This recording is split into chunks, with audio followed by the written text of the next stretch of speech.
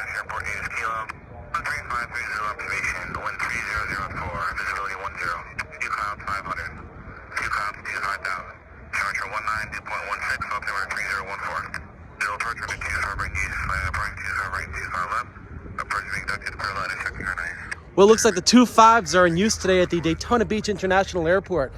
Hello everybody and welcome back to my channel. Today I'm flying to Atlanta on a Boeing 737-900 from Daytona, and you're coming along with me.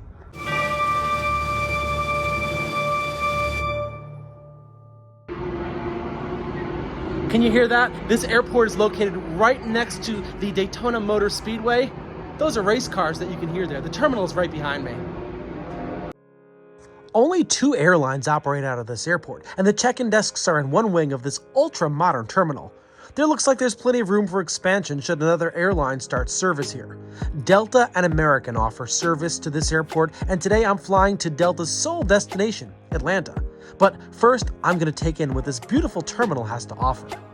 This is a really beautiful airport, very, very bright and airy, gives you a really positive feeling. There's some nice artwork adorning the walls, and just after TSA, there's a nice cafe. I'm just enjoying a quick bite here in the restaurant cafe. It's a rather short flight today, not a lot of meal service, so I've got my bagel. Well, I checked the weather. It's going to be a pretty much straight route. Beautiful flying today. I'm really excited about this. Here's my ride up to Atlanta, a Boeing 737-900.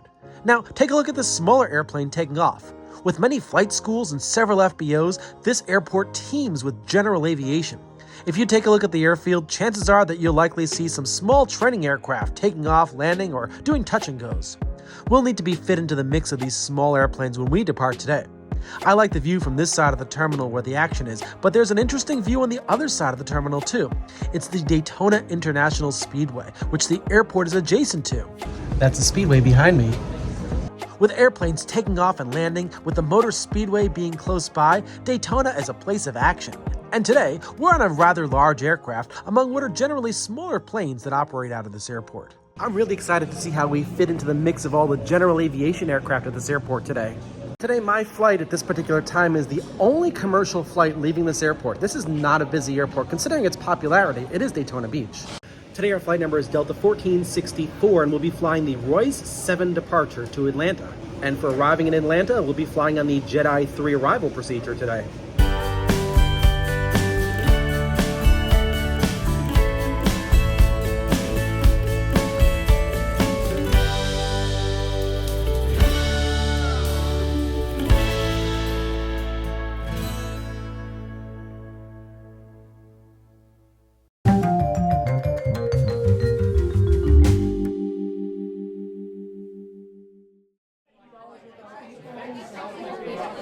Today, Flight 1464 will be leaving from Gate 6. All right, let's head on over to the ATL. All right, I'm headed to the back of the 737-900. 31 Alpha is my seat today. I'm lucky I did not pick row 30 because row 30 has a misaligned window. All right, 31 Alpha is the seat here. I'm liking this window seat today. And that's the row in front of me. You can see the window is slightly misaligned, not that bad, but I'm happy where I am. There is something elegant about this 737's wing with its split scimitar wingtip, which helps to reduce drag and increase efficiency. And not only is this view awesome, but the interior of this 4-year-old aircraft still looks brand new. What a great feeling Delta gives you both inside and out. But for me, it's all about the window seat view. Flight level 290 is our cruising altitude today, so my seat is on the left-hand side of the aircraft. I'm going to get a great view of Florida and Georgia as we proceed north. I've brought you many videos on this channel sitting in the first class cabin, but one thing I've got to say about sitting in the economy cabin is that the seat itself is right up against the window. There's no leaning, and also Boeing 737s have large windows providing for great views. Ready for immediate departure. For our entire departure, I'll be providing you with air traffic control conversations between all of the flights around us and the air traffic controllers. Of course, you'll also be listening to our pilot and the instructions we receive, but the purpose of providing all transmissions is to show you how busy this airport is and how a large 737 is treated equitably among very small aircraft around us. As we taxi out, you'll hear the controller manage flight school aircraft like those from Embry-Riddle Aeronautical University. The ground control frequency will be full of non-stop communications as we taxi out to runway 25 right, the longest runway at Daytona Beach. We'll be told to taxi to runway 25 right via taxiway November. To get to the runway, we'll have to cross runway 16, and in advance, the controller gives us instructions to cross runway 16 on November. Okay, we are all ready for pushback.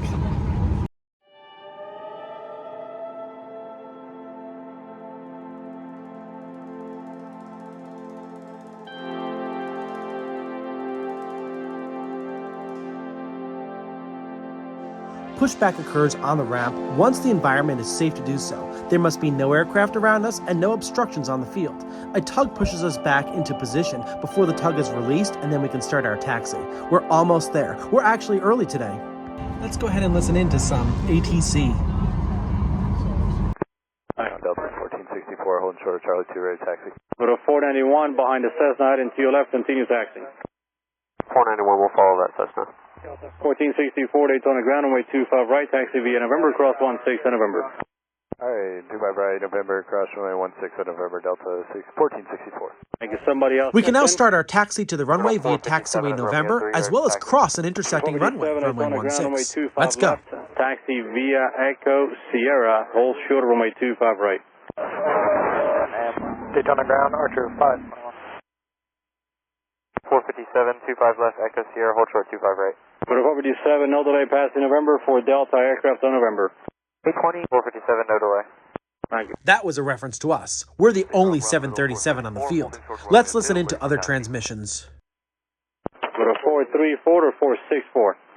434, sir. Go to 434 Daytona ground behind the Cessna on Echo, runway 25 right, November 10, taxi via November, via Echo November, hold short of taxiway November. Follow Cessna, follow via Echo, runway 25 right, November, Echo November, hold short November. Ground window 451, runway 03. Go to 434, hold short of November. 5 left, line up away, traffic midfield down on short of bridge. Go to 434, hold short of taxiway November. I need the read back with the call sign, sir. Echo 434, runway 25 right, and November 10, Echo November, hold short November. Go to 457, cross runway 25 right at Echo, traffic will be holding in position. 57, cross 25 right at Echo, traffic holding. 451, Romeo 3. Go to 457, hold short of taxiway Sierra. Daytona ground, Archer 9027 Golf at Mike 2, ready to taxi. I'm talking to route 457 and route 457 only. Route 457, cross 25 right at Echo, hold short of Sierra, sir. 457, cross 25 right Echo, hold short of Sierra. Thank you. Delta 1464, monitor tower 120.7. Have an excellent day, sir. Over tower, you too, Delta 1464. 23 days. We've been instructed by the ground controller to change frequencies to the tower control frequency where we'll get takeoff clearance. At our window, we pass by an FBO, or fixed-based operator. This FBO is one of 3 and provides services to aircraft such as fuel and parking. This is not part of the flight schools of the airport, but rather a place for individual private airplanes to park while here. As we wait for the tower to call us, we cross the 6,000-foot-long runway 16. Remember I said we left early? Well, the tower is about to give us some even better news. ATC is working on an early departure for us, and they want to check with us to make sure that we can be ready for takeoff right away. With the safety demo done and flight attendants seated, this shouldn't be a problem for us today. The tower is going to call us now. Delta 1464 tower. Yeah, 1464, go ahead. We're working on a better time. Can you be ready if we get something sooner? Yep, we can, Delta 1464. Be right back to you. Jet East 173, turn right heading 290. Jet East 173, 290. Check out all of these small aircraft. These are flight training aircraft. Notice how all the airplanes end in Echo Romeo, ER. That stands for Embry-Riddle. The tower controller then comes back to us with some really good news. Delta 1464, one arrival, and I'm getting you out there. Roger, thanks. Delta 1464. With a message like that, I think that means that we're going to be in the air very, very soon. This controller is making our departure expeditious. Daytona Tower, Riddle 638, of 25 right and November 10, ready for takeoff. Riddle 638, Daytona Tower, roger. Before we depart, the tower controller is going to have another aircraft depart ahead of us from a taxiway a little bit further down the runway. And then we'll be cleared onto the runway to line up and wait. Jet East 173, contact departure. Jet East 173, departure. Riddle 869, runway 25 right at November 9er. Line up and wait, please. Riddle 869, line up and wait, runway 25 right. Number 37 Tango, where do you park? We're trying to get to ATP, please. Number 37 Tango, turn left at Whiskey, then contact ground. Left to Whiskey, over to ground, 37 Tango. Daytona Tower, Riddle 880, holding to runway 25 right, November 10, ready for departure. Riddle 880, Daytona Tower, roger. Riddle 869, fly runway heading, runway 25 right, November 9, cleared for takeoff. Fly runway heading, 25 right, clear for takeoff, Riddle 869. Level 1464, runway 25 right, November 11, line up and wait. Understand, Delta 1464, line up and wait, 25 right. Level 1464, affirmative, thanks. Okay, let's line up and wait on the runway. As indicated by the control tower, we're lining up on taxiway November 11, which is the full length of the runway. Riddle 315, turn right heading 290. Riddle 315, 290. Fleet 1, Daytona Tower, roger, stand by just a second. We're now crossing the hold bar at taxiway November 11 and turning onto the runway. This particular runway is 10,500 feet long and it has a width of 150 feet. All we need to do now is wait for takeoff clearance. Riddle 315, contact departure. Riddle 315, over to departure. Riddle 869, turn right heading 290. Right, 290, Riddle 869. With the aircraft that took off ahead of us in the air, we are now cleared for takeoff. Delta 1464, runway 25 right, full length, clear for takeoff. 25 right, full length, clear for takeoff, Delta 1464.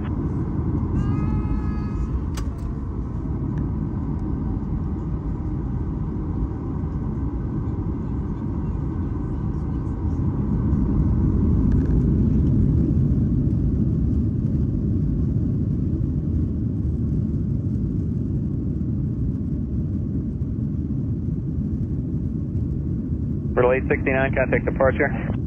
Riddle 869, contact departure. Riddle 638, runway 25 right, November 10, line up and wait. 638, 25 right, November 10, line up and wait.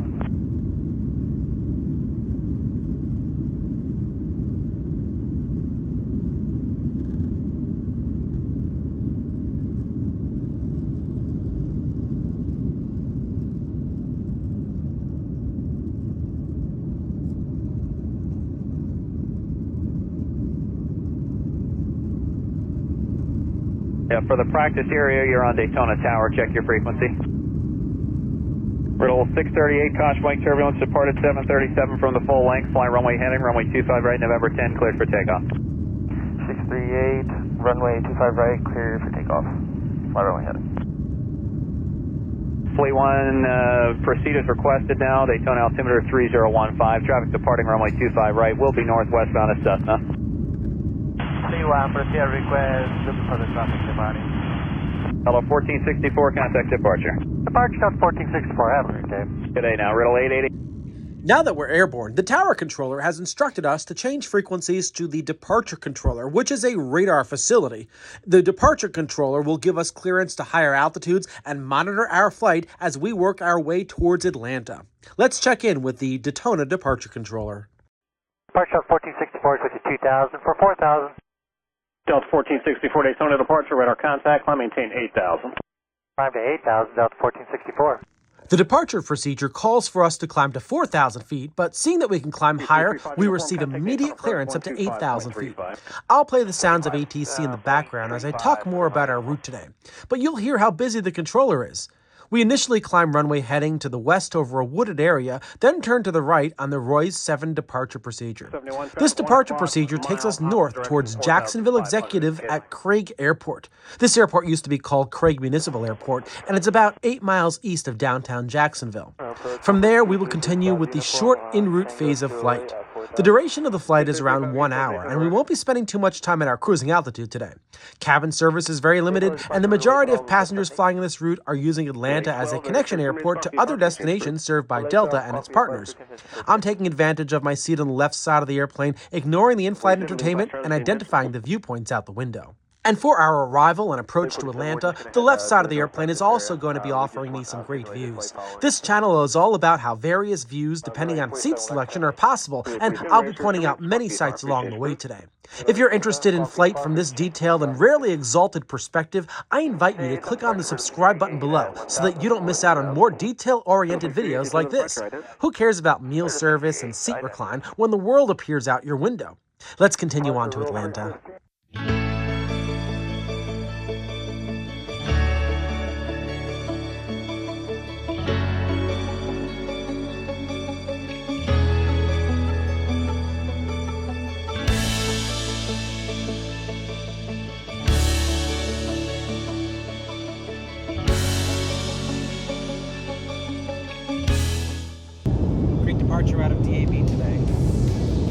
One of the first cities I was able to identify was Palatka, Florida, on the St. Johns River. The seat of Putnam County, this city has a rich history and was established in 1821 as a trading post. Just past that is the much smaller community and agricultural center of Hastings with a population of just over 1,200. Here we see the 310-mile-long St. Johns River, the longest in Florida. Below is the Seminole Generating Station. Covering 2,000 acres, coal is delivered here daily from West Kentucky and Illinois by means of train. This is the Reynolds Air Park, just 2 miles southeast of Green Cove Springs, Florida, home to the Military Museum of Northeast Florida. The area was home to Lee Field during World War II. 21 miles southwest of downtown Jacksonville is Fleming Island, which is a bedroom community for Jacksonville. Just past Fleming Island is Orange Park, a Jacksonville suburb originally known as Laurel Grove. It's another town with a rich history. Outside of Jacksonville is Cecil Airport. It's not just an airport, but it's a spaceport too since 2010. The airport is home to the U.S. Coast Guard's Helicopter Interdiction Tactical Squadron, operating old choppers. We're right over Jacksonville and we've reached our cruising altitude. We flew directly over the Jacksonville area while at our cruising altitude, and you can clearly see how Jacksonville is the largest city and area in the contiguous USA. I could not see downtown Jacksonville or the Jacksonville airport, but I was able to see this Delta 757 from Atlanta on approach to Jacksonville. That's a very short flight, and we'll be in Atlanta real soon. By the way, we're talking to high-altitude controllers in Jacksonville Center at this point.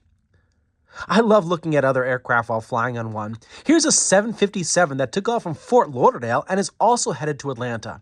Flying in the opposite direction is a Delta CRJ 700 from Atlanta to the Bahamas. Atlanta is a busy airport this morning. We've entered the state of Georgia, and as I mentioned at the beginning of this video, we're already getting ready to fly the Jedi 3 arrival procedure for Atlanta for flights coming from this direction. Here's a great view of Waycross, Georgia, the seat and only incorporated city of Ware County. The downtown area has a 50-acre historic zone that's listed on the National Register of Historic Places. Waycross is a town of true Southern hospitality. Up next is Alma, Georgia, in Bacon County. Alma's claim to fame is being the blueberry capital of Georgia. It's home to the Georgia Blueberry Festival. The blueberry crop is very important to this area, and the Blueberry Festival celebrates that. On the rare occasion that I turn my head inward, I use the forward view to look at the in-flight map on the seat back in front of me. Now back to the window, because Hazelhurst, Georgia is in sight right now. Hazelhurst was established in 1870 as a rail town. Today, it's a charming town with flower and tree-lined streets and homes of over 100 years.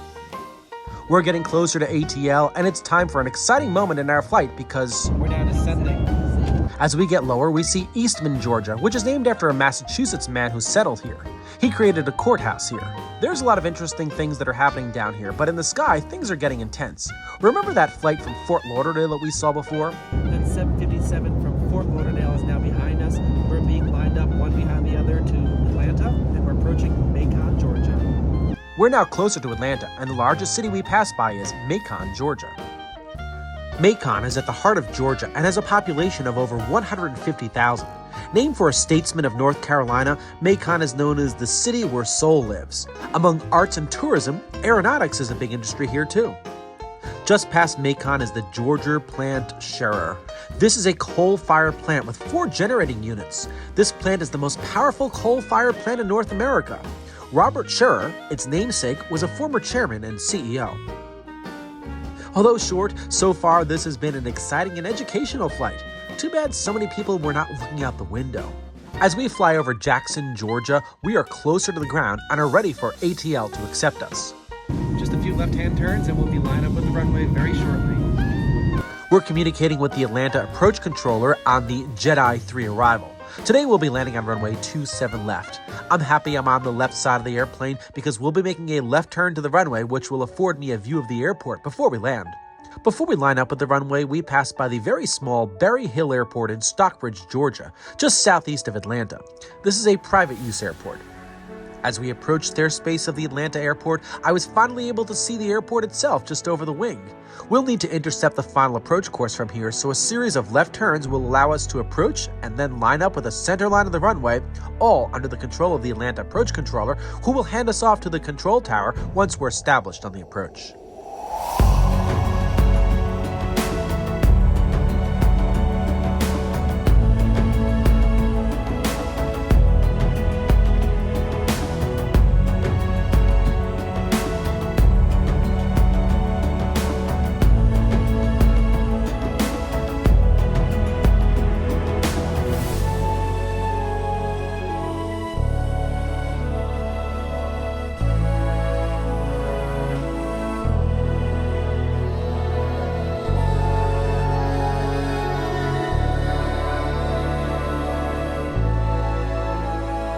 We're now lined up with the runway, and it's time to contact the control tower at the Atlanta airport. Let's check in.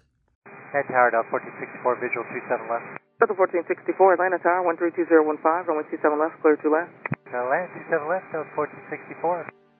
We have been clear to land on runway 27 left by the controller located on the top floor of the local air traffic control tower. Runway 27 left is 9,000 feet long and is coupled with runway 27 right to its right. To the left of runway 27 left is a standalone runway, runway 28, which is at the southern reaches of the airport. There's also another set of runways on the other side of the terminal complex, runway 26 left and runway 26 right. That makes for a total of 5 runways at Atlanta, all facing the same direction. They have different numbers, so there aren't 5 runways with the same number. When we checked in, the controller said that the wind was coming from a heading of 320 degrees. That's from the northwest, and we're headed west, which is the reason why we're headed in this direction. We'll have a headwind with a slight crosswind to allow us to land. The runway direction we land in is determined by ATC based on the wind direction. There are only 2 ways to land or take off in Atlanta, east or west. For the approach to this runway, I'm including all ATC transmissions on this frequency. Different runways use different frequencies, and so far this airport, although the world's busiest, seems to be quieter than Daytona Beach until now, the first transmission since we checked in. Delta 1525, contact departure. For departure, Delta 1525. That was an aircraft that had just taken off and was told to contact the departure controller. Now, another aircraft behind us is going to check in. Atlanta Tower, Delta 2031, depot, visual approach runway 27 left. Delta 2031, Atlanta Tower, 131014, gust 18, runway 27 left, clear to land. Runway 27 left, clear to land, Delta 2031. Being the world's busiest airport, it just would not be feasible to have one controller for all 5 runways at the airport, so responsibility is divided among other controllers. Even though it sounds like the airport is pretty quiet right now, there are other controllers on different frequencies managing aircraft on different runways. This is a very busy airport. At other busy airports, however, only one controller will manage all runways. At LaGuardia Airport, for example, which is an airport that I feature very often on this channel, only one controller handles all the runways. That's because the 2 runways intersect with each other. The controller that's working our runway is also working the runway that's coupled with our runway. Right now, she's going to tell an aircraft to line up and wait for takeoff clearance on runway 27 right. Delta 528, Atlanta Tower, runway 27 right, line up and wait, main altitude, maintain 4,000, traffic downfield. Line up and wait on 27 right, Lima Charlie, amend altitude to 4,000, Delta 528. Notice how she said traffic downfield. She's referring to us. In a moment, the controller is going to tell us to vacate the runway and then cross runway 27 right in front of the aircraft that's lining up. Delta 1464, traffic close to position at Tango, cross runway 27 right, join Lima, contact ground 0.75. Cross 27 right, Tango, Lima, over the ground, Delta 1464. As per her command, we are now turning right. We're going to be crossing the runway, and she did reference the aircraft that is holding in position. That aircraft is going to wait for us to cross the runway before receiving takeoff clearance. As for us, we'll contact the ground controller and proceed directly toward the ramp. But for the purposes of this video, I am not going to switch over to the ground control frequency. Instead, I'll remain on the tower control frequency because I want to show you our runway crossing for runway 27 right. We're crossing the hold bar and entering runway 27 right now. Once we clear runway 27 right, the aircraft that the controller had line up and wait on runway 27 right will be issued takeoff clearance. We are now exiting the runway. Once we are completely clear of the runway and no part of the aircraft is over the hold bar, the controller will then issue takeoff clearance to that aircraft. There's the hold bar. We're now clear of the runway, and here comes clearance for takeoff for the other aircraft. Delta 528, RNAV to football, runway 27 right, clear for takeoff. RNAV to football, cleared for takeoff 27 right, Delta 528. For us, under the control of the ground controller, we can proceed to the ramp and directly to our gate.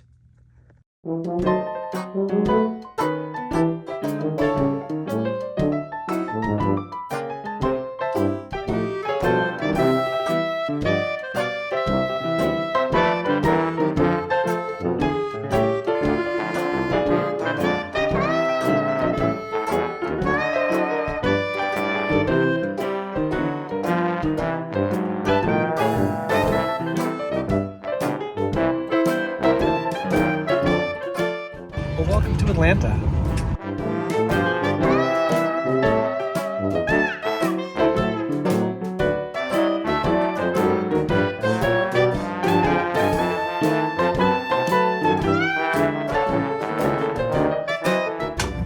thanks so much for watching this video. I really enjoyed sharing my experience from Daytona to Atlanta with you. Remember that if you're not subscribed to my channel, please consider hitting the subscribe button so that you don't miss out on when I post videos like this. Thanks everybody, and see you soon.